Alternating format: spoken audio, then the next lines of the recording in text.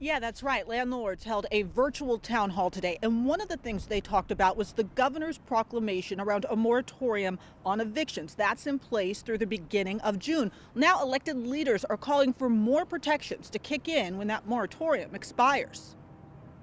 Our renters will be draining their savings. We'll be draining our savings. Marilyn Yim says she and her husband are small mom and pop landlords, and she's worried about the financial strain as the coronavirus crisis continues. We also have to pay the utilities and the taxes, and there's repairs. There's a lot of things that the rent goes to pay for.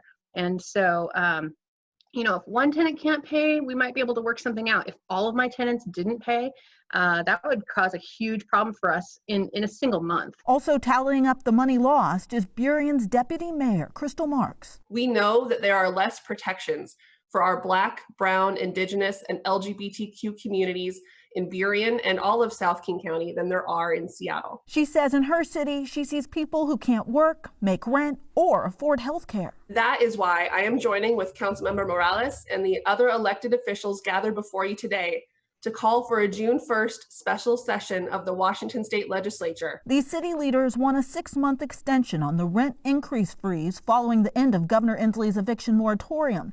They want the ban on rent control permanently lifted, and they're calling on Congress to pass the rent and mortgage cancellation bill, co-sponsored by Congresswoman Pramila Jayapal. When asked about help for landlords too, Seattle City Council member Tammy Morales said this. What we are doing here as colleagues from across the state is calling on our congressional delegation to act on that level to make sure that mortgage holders are also seeing the kind of relief that we need. We really do need our government leaders to step up and be providing a larger scale support for our tenants that it ultimately will help all of us.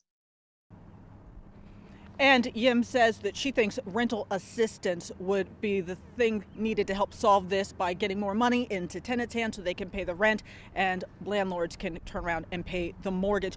As for the question about a special session from the governor's office today, I'm told he is in regular contact with the legislator about the need, if and when, for any special session. Live in Seattle, Natalie Swaby, King 5 News.